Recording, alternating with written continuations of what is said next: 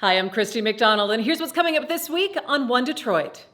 Restaurant critic Kurlyandchik of the Detroit Free Press on the tough impact restrictions are having on restaurant businesses and workers across the area. Plus, Nolan, Finley, and Stephen Henderson on the friction in Lansing between the governor and Republican leadership on COVID policy. Then, coping with the holidays, it will be very different this year. And the latest on shutting down Line 5 in the Straits of Mackinac from our Great Lakes Bureau. It's all ahead on One Detroit. From Delta Faucets to Behr Paint, MASCO Corporation is proud to deliver products that enhance the way consumers all over the world experience and enjoy their living spaces. MASCO, serving Michigan communities since 1929. Support for this program provided by the Cynthia and Etzel Ford Fund for Journalism at Detroit Public TV. The KRESGE Foundation, Community Foundation for Southeast Michigan.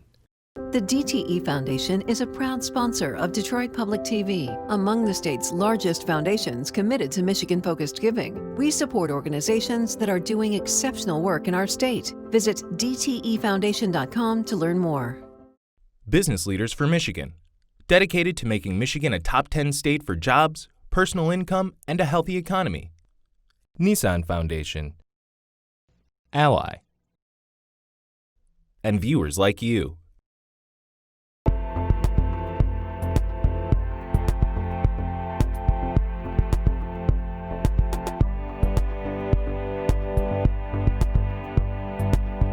Hey, One Detroit, I'm Christy McDonald. Thanks so much for joining me. A new round of restrictions for the next 3 weeks as COVID cases quickly rise across Michigan. It will be a different kind of Thanksgiving as we're being asked to limit groups and socially distance. So coming up on the show, coping with the change and why rituals reinforce our certain beliefs. We hear from University of Michigan psychology professor Joshua Ackerman. Also ahead, a lawsuit trying to stop the shutdown of in-person dining at restaurants. I catch up with Detroit Free Press restaurant critic and food writer Kurlyandchik on how restaurants are coping now. Then the governor moves to shut down Line 5 in the Straits of Mackinac. What does that really mean? A Great Lakes Now special report. It's all coming up on the show. But we are starting off with our One Detroit contributors, Nolan Finley of the Detroit News and Stephen Henderson of American Black Journal, on the continued friction in Michigan over COVID policy and looking for the federal government for more stimulus. Well, Steve, we're back, but a whole lot of the businesses who shut down in the spring find themselves now with their doors closed again. And once again, we're embroiled as a state and it's back and forth over what the right policy is to contain this pandemic. And the governor's shutdowns, not quite as broad as they were in the spring, but I think there's a lot of anxiety that they may be headed toward there and for much longer than the 3 weeks she proposed. Well, I think she's made it clear that from the beginning that she is going to be guided by the numbers. The public health numbers have just been getting worse and worse and worse. The number of infections that are reported each day continue to rise. The number of hospitalizations, the death rate is not going up as fast as it did in the spring because there are better treatments for COVID than there used to be, but that's also coming back. There are people who are losing their lives in large numbers to this disease. Again, what happens when you put something above public health? The Flint water crisis is on my mind a lot right now as we're having this debate about what you're supposed to do when there's a public health threat. And Republicans can't seem to get this right, which is frustrating, but it's also confounding because, it's a party that touts itself as preserving life, as pro-life, as they would call themselves in many instances. But when it comes to the question of elevating life concerns, public health concerns over money, they get it wrong. And it's not about, we've had this discussion before, Steve, and it's not about money now, and it wasn't about money then. It's about the best approaches to handle this. And Governor keeps saying science, science, science, but where she's dealing now more with assumptions than she is with science. I think people of both parties are concerned about the spiking numbers. You saw numbers ebb in the spring when the weather started warming, people started going outside more.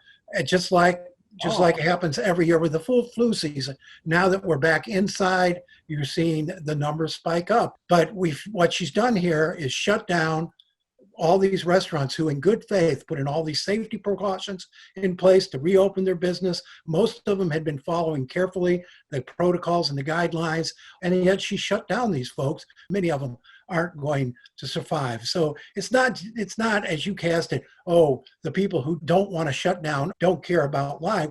They don't know, aren't convinced, and rightfully so, that this is the right approach. I think what we're seeing right now is this virus being spread among families, among small groups of friends. And that's where our focus should be, in convincing people you can get this virus from a family member. You can get this virus from the person next door. You can't let down your precautions, your protocols, your staying safe just because you know the person. And I'm not sure shutting down the economy is going to help that. Yeah, but the idea that somehow you should stay away from people in your family or isolate in that way, but you'd be fine to go out and congregate in a restaurant defies the most basic common sense about this disease. And there is no health professional who's saying, hey, let's keep people away from people in their homes and let them congregate in public spaces. No state. You note when this surge began, 5, 6, 7, 8 days after Halloween. You're going to see the same thing after Thanksgiving and after Christmas. Those aren't restaurant gatherings. Those are home gatherings, neighborhood gatherings. And the focus should be on how we attack that, because that's going to be in place all winter. You think where you gather is the issue as opposed to the idea of gathering? I mean, people do need to stay away from other people outside their bubble or their pod or whatever they're calling it, but they got to do it universally. It's not about where you are, it's the proximity to other people. Here's what the real question is. Why can't we come up with a way to help support businesses through what is, everyone agrees, is a temporary period of crisis? As a nation, we've been really awful so far at figuring out how to incentivize people to do the right thing in a public health context, because they could know that there's support for their businesses and for the other economic activity. And this is another problem that we have. I agree, Steve. I agree. But these orders didn't come with that sort of help. They didn't come with extra unemployment. They didn't come with extra Where would that come from? assistance for business. There's no money for the state to provide the help people are going to need to get them through this government-ordered shutdown and the impact that's going to have on their livelihoods and their businesses. Just no resources. There isn't at the state level. And again, you've got to look to the federal government to get its act together, which probably won't happen at least until after January 20th. And even then, you've got to have a different approach in the Republican Senate than they've had in the past to Democratic presidents. And hopefully you'll have a different House Speaker. Maybe we'll finally get past Nancy Pelosi and her insistence that a COVID relief bill include every single item on a broad Democratic wish list. The help should be targeted, and it should go to the specific people who are suffering. And that last round didn't do that.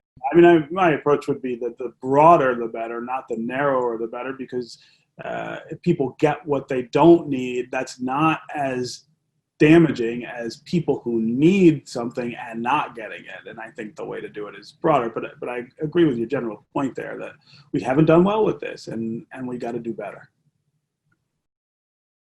The restrictions announced this week to stop the spread of COVID include ending all indoor dining. Restaurants can only do carry-out or outdoor seating. Well, earlier this week, the Michigan Restaurant and Lodging Association, along with 2 other hospitality groups, sued to stop the order.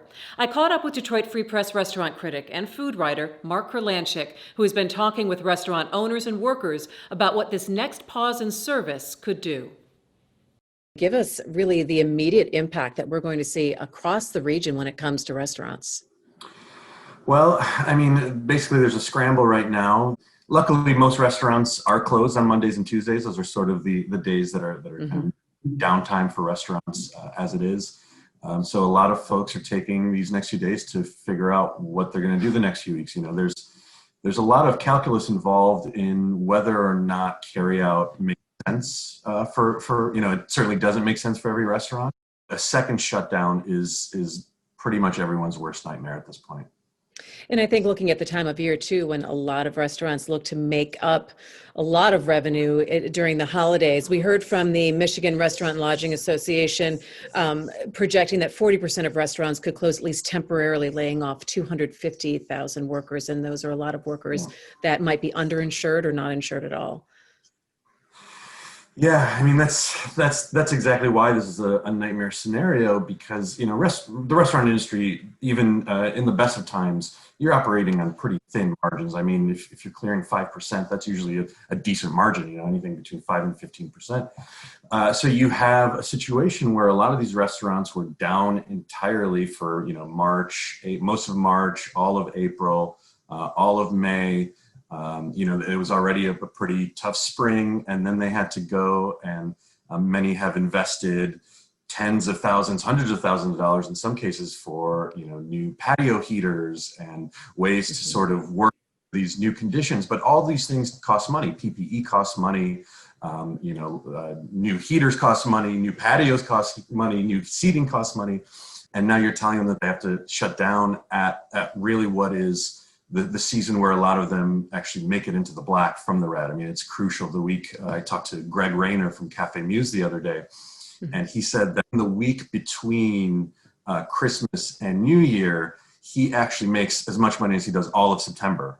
So that crucial week to get through January and March and February and March, which are typically slow months anyway. I think that everyone's looking to the federal government for stimulus, because we heard the governor say this week that Michigan's tapped out, that they don't have the ability to give some kind of stimulus to help people out through these next couple of weeks. Mark, let me ask you, are you hearing about any significantly large restaurants that might be just closing their doors altogether? Well, we've seen it all throughout. I mean, you have groups like Hopcat, that went bankrupt, closed their Royal Oak, their Royal Oak outpost over the summer. They've since been bought out of bankruptcy, but it remains to be seen, what the new owners will do with that space. I mean, I think, frankly, the numbers that the Michigan Restaurant and Lodging Association have been citing say that 2,000 restaurants across Michigan have already closed in 2020. Now, there's, some of that is natural churn. It's a high churn industry, but those numbers are certainly higher than we're used to seeing. And they're projecting that another 4,000 could close. That really makes me think about the people who are working, whether they're the front of house or whether the bartenders or the wait staff, the kitchen staff. And it makes me think about people who might be changing their careers at this point, or stopping and saying, you know what, I'm kind of relieved it's been shut down because I no longer want to continue to put myself out there each week and working. What have you been hearing about employees and maybe just kind of changing focus altogether and changing profession altogether? Yeah, it's a scary time. I did a story in the summer about, sort of after this first, major sort of disruption for the restaurant industry, about folks, leaving for greener pastures elsewhere, because it is, it is an industry where you're constantly, particularly if you're in the front of the house, you are interacting with strangers. Many of them don't have health insurance. Front of house employees often rely on tips to survive, and tips are, they're processed differently. So a lot of times if they're cash tips, these servers don't even qualify for the meager unemployment that the state does offer without any federal support. What do you think that we are going to be taking from this COVID restaurant era that will be with us now for years to come, COVID or no COVID? Yeah, I mean, I think there's so many things, I did a story last week about walk-up windows, and, so walk-up windows, drive-throughs, delivery service, carry out, all those things are staying. What I think is getting lost, that I really hope that we can somehow surface again, is just our patience for one another. Restaurants and restaurant employees, they don't make these rules. Following them to try to stay open, to try to put food on their own tables for their own families, to stay as healthy and safe as possible as they can. And often they have no other choice than to do this type of work. And that says something about our society, and it says something about the industry. And maybe COVID has finally really kind of revealed those cracks in the industry, in our society, for how large they are and just how much work needs to be done to fix them. Talking about food and gathering, Thanksgiving will be different this year. But for some people, it's hard to reconcile what you know you must do to stop the spread of COVID with ending rituals. And it's a difficult time for all of us to cope. One Detroit's Will Glover spoke with Joshua Ackerman, Associate Professor of Psychology at the University of Michigan. People are still planning on having large family gatherings and, getting together. We've been quarantined for a while. Can you give us some insight into the mental calculus or rationale as to why people would still be doing these things, although we still have the information as to why we absolutely should not? People have taken a lot of different approaches to understanding it, right? So there's not just a singular opinion about that. So that raises some questions as to what are the different kinds of motivations that people have when they're going into the holidays, or what are the different kinds of things that they're thinking about. And I did see, I think a recent poll said something like 40% of people plan to have Thanksgiving with more than 10 people present, more than 10 family members. So a fair amount of people are still doing this.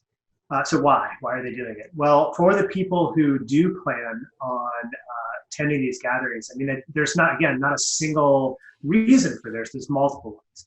And so we can think about things like, first off, tradition. So people are used to spending time with family members. And when we live in a time of uncertainty and threat and fear associated with things like COVID-19, among other societal issues, then tradition is one almost coping mechanism that people can find a sense of security in.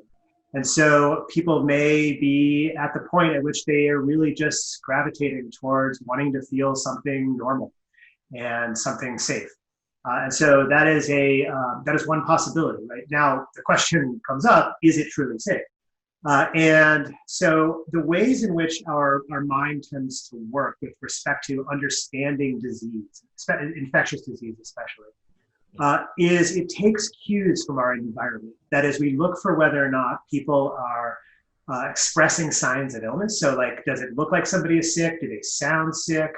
And if we don't detect those kinds of features, then our brain has a difficult time determining, whether there's a true threat out there. We can hear from the media, we can be told from authorities that there's dangers, but if we don't see or sense those kinds of dangers in our individual lives, then it can be hard for us to react in ways that are appropriate to respond to that threat, right? So people may feel like their family is safer than they truly are. So I think that's a big part of it. So one of the things you said just now is that the perception of whether or not someone is sick plays a role in that decision making and the behaviors that we choose to take.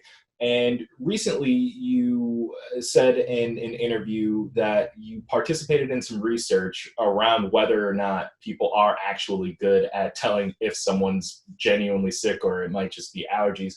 Could you tell me a little bit about what you guys learned? Our project was, we were interested in sound.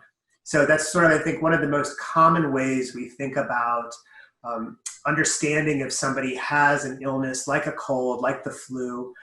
That is, are they sneezing? Are they coughing? And so what we did in our studies was we actually used a number of audio clips of people who were either sick with some type of infection or sick with something else that was not contagious. And by sick, it's not just sick. The people who are not contagious, they might have had allergies, but they were also doing other things to produce the same types of sounds, like plucking a nose hair or just clearing the throat. And so we had a bunch of recordings that we showed to people or had people listen to. And we just asked them, is this person infectious or not? And we did this over a large number of studies. And what we found was that in every single study we did this with, people were no better than chance at determining whether or not somebody was actually sick. The best recommendations we can give to people is not to necessarily trust your eyes or your ears when it comes to trying to determine, is a family member sick, right? We have to rely on these, unfortunately, harder to determine indicators like the statistics of how many cases of coronavirus are going around. What are authorities telling us about these? What are experts saying? which aren't things we normally gravitate towards, but in a situation where there are people like asymptomatic carriers or asymptomatic spread, it's too difficult for the average person to be able to tell.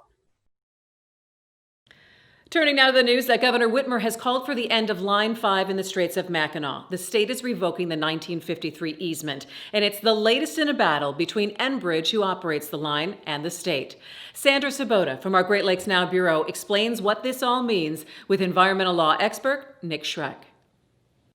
Nick, we've seen so many things happen with Enbridge Line 5. How is this new action different?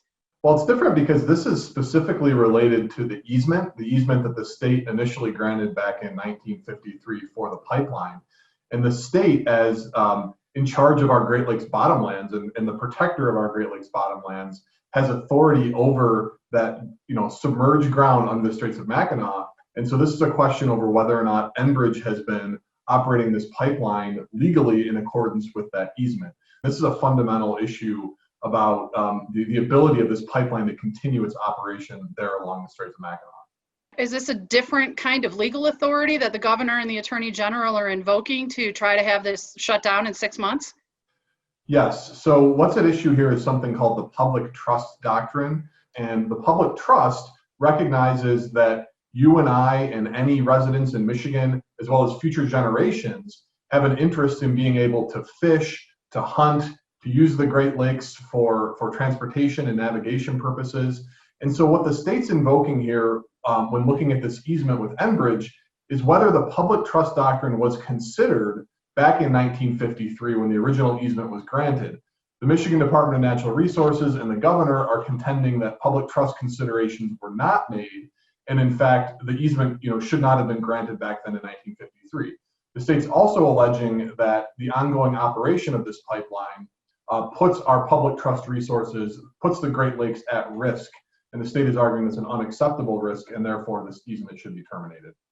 Well, let's talk about that risk for a moment. Remind us what's in the pipeline and how it's affecting people in their everyday lives in Michigan and beyond. So primarily it's oil, and this is oil that's coming in from Canada, traversing from Canada through Wisconsin, through the Upper Peninsula, then through the Straits, down through Lower Michigan and over to Sarnia, Ontario. Who else is in favor of the pipeline? We've certainly heard from environmental groups that are hailing this new order to have it shut down in 6 months, but who's benefiting from it? What are the economics and the benefits to other groups, Nick? Well, I mentioned the petroleum products that are actually diverted for heating the liquid petroleum in the Upper Peninsula.